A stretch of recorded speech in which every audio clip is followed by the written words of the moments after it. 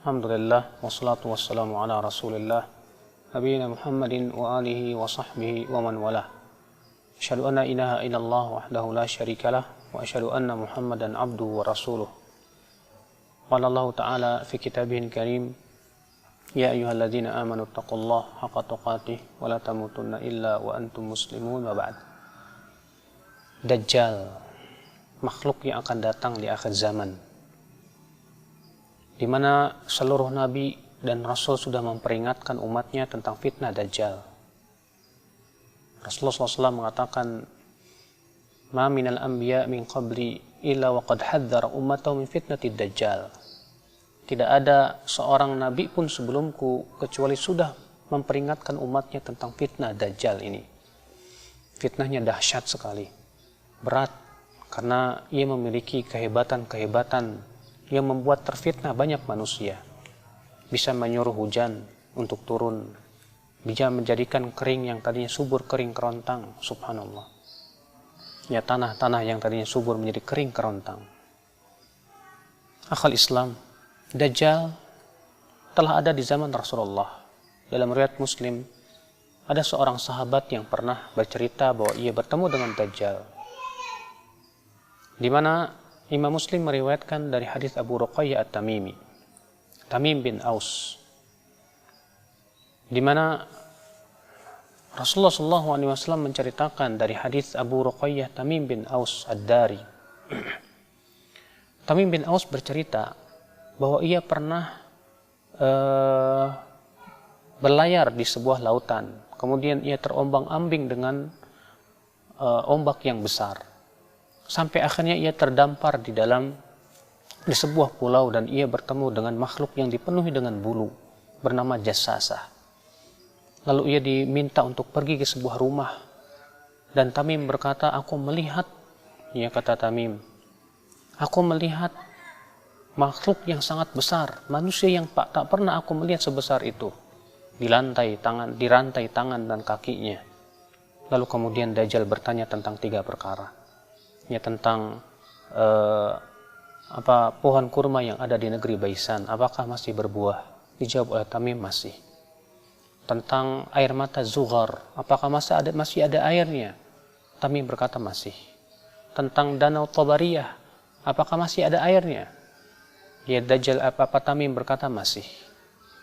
Kata Dajjal, kelak nanti pohon kurma itu tidak akan berbuah lagi. Dan kemudian mata air Zughar tidak akan ada lagi airnya. Demikian pula ya danau Tabariyah. Maka di saat itu kata Dajjal, aku akan keluar. Dan Rasulullah SAW mengabarkan kepada kita tentang sifat fisik Dajjal. Dajjal itu a'war, kata Rasulullah. Ya, matanya melihat sebelah, di mana mata yang sebelah kanan itu menyembul kal'inabit tafiyah, seperti anggur yang muncul. Subhanallah. Dan di jidatnya tertuliskan kafara, kafir, yang hanya bisa dibaca oleh orang-orang yang beriman kepada Allah saja. Oleh karena itu, ya akhal Islam, ya, hanya orang-orang yang diberikan keimanan oleh Allah, walaupun iman itu kecil atau sebesar biji sawi di hatinya, ia akan bisa melihat bacaan tersebut. Dajjal disebutkan oleh Rasulullah mempunyai kekuatan yang luar biasa, di mana ia berjalan secepat angin. Fitnahnya sangat agung. Ia bisa menyuruh awan untuk menurunkan hujan. Demikian pula tanah yang subur menjadi kering kerontang. Subhanallah. Bagaimana tidak besar fitnah seperti itu, ya akhi? Bila di zaman ini saja kita lihat orang yang banyak terfitnah oleh para dukun, oleh kuburan-kuburan, bagaimana dengan Dajjal nanti? Oleh karena itu Rasulullah mengabarkan bahwa pengikut Dajjal itu adalah orang-orang yang tidak faham tentang agama, orang-orang yang bodoh seperti orang Arab Badui, para wanita yang bodoh yang tidak mau mengikuti mempelajari agama Allah Subhanahu wa taala. Juga Rasulullah mengabarkan bahwa yang menjadi pengikut Dajjal itu kaum Khawarij. Ikhwatul Islam, kenapa mereka yang menjadi pengikut? Karena mereka orang-orang yang tidak pernah mau mempelajari agama Allah. Oleh karena itulah ketika Rasulullah SAW mengabarkan bahwa ada seorang pemuda yang ditangkap oleh Dajjal, disuruhnya si pemuda itu beriman kepada Dajjal, tapi pemuda itu menolak. Lalu digergajinya oleh si Dajjal itu sehingga menjadi dua belah. Lalu Dajjal pun berjalan di antara kedua belah tubuhnya. Hidup lagi pemuda itu.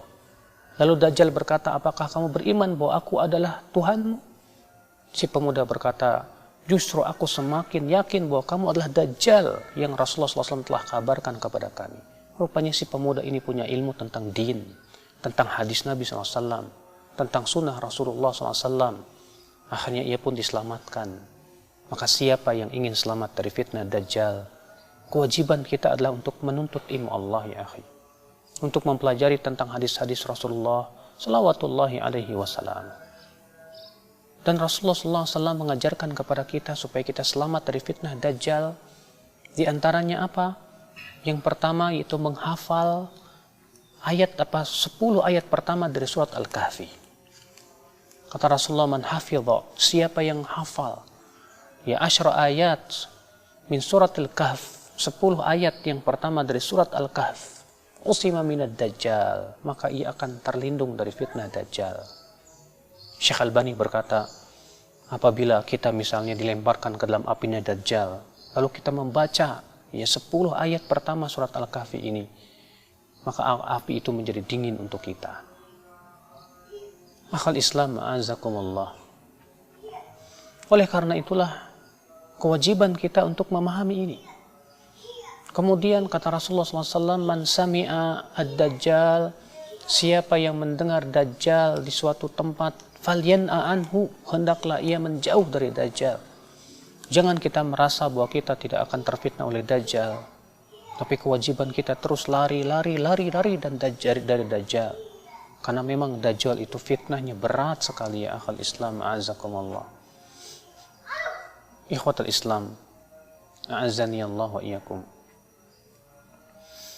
Apabila kita melihat bagaimana fitnah Dajjal yang ternyata telah dikabarkan oleh Rasulullah SAW, maka tentunya kita sebagai seorang mukmin menjadi khawatir apabila kita termasuk orang-orang yang terkena fitnah Dajjal akibat daripada keteledoran kita yang tidak mau mempelajari ayat-ayat Allah, yang tidak mau menghafalkan surat Al-Kahfi, yang tidak mau peduli dengan sunnah-sunnah Rasulullah salawatullahi alaihi wasallam.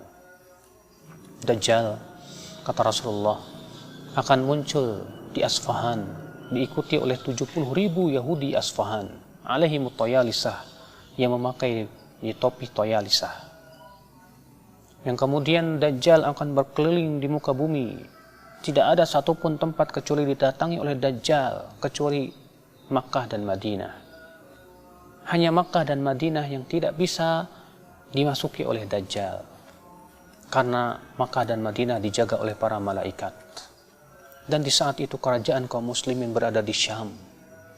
Di saat itu kemudian Allah pun izinkan Nabi Isa Al-Masih untuk turun ke Syam di sebuah masjid yang menaranya berwarna putih, manarah bayadha. Beliau turun dengan mengendarai malaikat. Seakan-akan kata Rasulullah, kharaja min Dimas, seakan-akan ia baru keluar dari kamar mandi. Kenapa? Karena rambutnya meneteskan air.